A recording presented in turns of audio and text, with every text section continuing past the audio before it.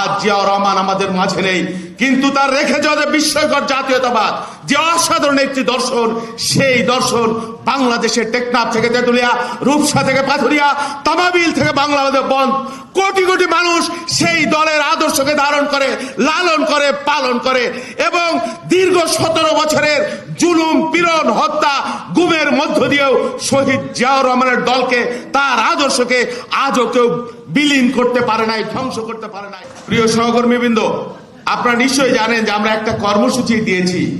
এই যে ডক্টর মাহাদি আমিন যেটা বললেন যে শহীদ রাষ্ট্রপতি জিয়াউর রহমান সবুজ বিপ্লব করেছিলেন, তার সেই সবুজ বিপ্লবের ধারাবাহিকতায় আগামী 1 মাসে জাতীয়তাবাদী কৃষক দল বাংলাদেশের প্রত্যেকটা 4600 ইউনিয়নে কমপক্ষে 200 করে আমরা গাছ রোপণ করব এবং 10 লক্ষ নতুন গাছ রোপণের টার্গেট নিয়ে জাতীয়তাবাদী কৃষক দল এই বছর এই মাসটা তা উদযাপন করবে।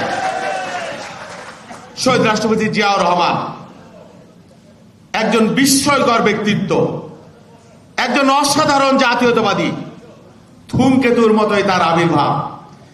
এলেন, দেখলেন, জয় করলেন, রেখে গেলেন বিশাল এক কর্মযজ্ঞ, বিস্তৃত এক স্বপ্নের প্রবাহ, যেই স্বপ্ন আজও তার প্রতিষ্ঠিত জাতীয়তাবাদী দল, জাতীয়তাবাদী আদর্শ, বাংলাদেশি জাতীয়তাবাদের তাড়নায় বাংলাদেশের কোটি কোটি মানুষকে আজও তাড়িত করে, ভাবিত করে, আজকে তাদেরকে জাগিত করে।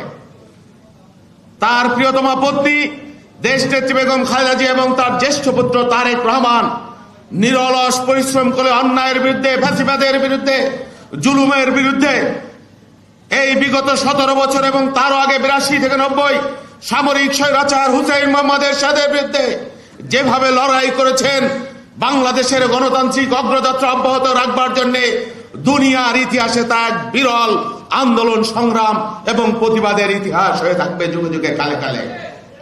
শহীদ রাষ্ট্রপতি জিয়াউর রহমানের 3.5 বছরের শাসনকাল, এই 3.5 বছরে বাংলাদেশের উন্নয়ন, উৎপাদন, গণতন্ত্র, বাংলাদেশের আন্তর্জাতিক সম্পর্ক, বাংলাদেশের অর্থনীতি, বাংলাদেশের কৃষি, বাংলাদেশের গার্মেন্টস, বাংলাদেশের প্রবাসী রেমিটেন্স, এমন কোন জায়গা নেই তিনি যেখানে স্পর্শ করেন নাই, এমন কোন স্থান নেই যার অবদান জিয়াউর রহমানের অবদান নেই।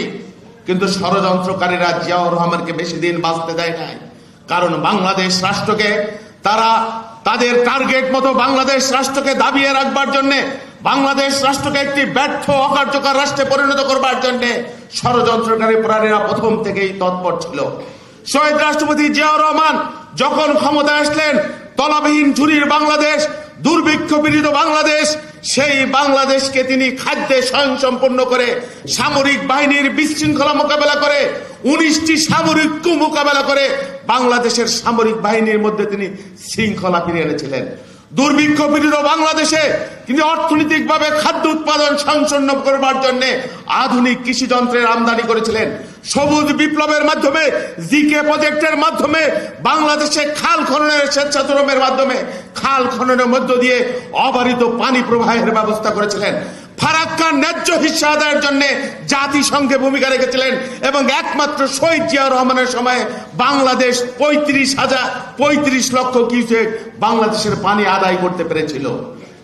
আন্তর্জাতিক সম্পর্কের ক্ষেত্রে ইরান ইরাক যুদ্ধ বলেন, সৌদি আরবের বাদশাহ খালেদের সাথে আলাপ করে তিনি বাংলাদেশের শ্রমবাজারের দ্বার উন্মুক্ত করেছিলেন প্রথম শহীদ রাষ্ট্রপতি জিয়াউর রহমান। বাংলাদেশ আন্তর্জাতিক প্রমণ্ডলে একটি মর্যাদাবান জাতি হিসেবে আত্মপ্রকাশ করে শহীদ জিয়াউর রহমানের সময় আজও মরক্কোর রাস্তায় রুদ জিয়াউর রহমান নামে একটি এভিনিউ জিয়াউর রহমানের নামে জলজল করছে। ইরাক যুদ্ধে আল কুচ কমিটির একজন সদস্য হিসেবে তিনি যে অসাধারণ ভূমিকা রেখেছিলেন মধ্যপ্রাচ্যের ইতিহাসে, সেই জন্য এখনো জিয়াউর রহমান আজও মানুষের কাছে শ্রদ্ধার আসন।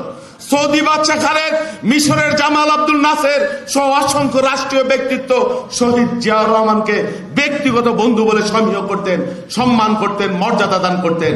আজ জিয়াউর রহমান আমাদের মাঝে নেই, কিন্তু তার রেখে যাওয়া যে বিস্ময়কর জাতীয়তাবাদ, যে অসাধারণ একটি দর্শন, সেই দর্শন বাংলাদেশের টেকনাফ থেকে তেতুলিয়া, রূপসা থেকে পাথুরিয়া, তামাবিল থেকে বাংলাদেশ বন্ধ, কোটি কোটি মানুষ সেই দলের আদর্শকে ধারণ করে, লালন করে, পালন করে এবং দীর্ঘ 17 বছরের জুলুম, পীড়ন, হত্যা, গুমের মধ্য দিয়েও শহীদ জিয়াউর রহমানের দলকে, তার আদর্শকে আজও কেউ বিলীন করতে পারে নাই, ধ্বংস করতে পারে নাই।